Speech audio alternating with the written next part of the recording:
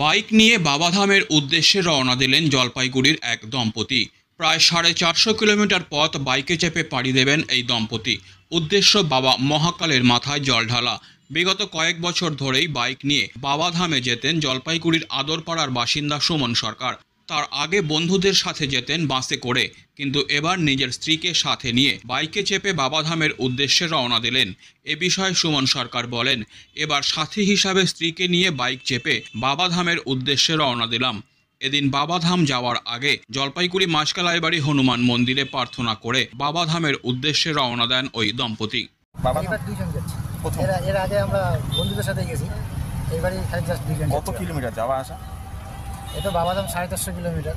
আসাটা আমরা তো ওদিক দিয়ে ঘুরে আসবো, আমরা বাসুকি না পেয়ে তারাপীঠ। এই যে বাইকে কয়দিন লাগে? বাইকে তো 2 দিন লাগে। 2 দিন লাগবে, যেতে পারবেন? হ্যাঁ। এই এত দূর পথ, দুর্গম পথ, ভয় লাগে না? না ভয় কিছু না, বাবা আছে সাথে।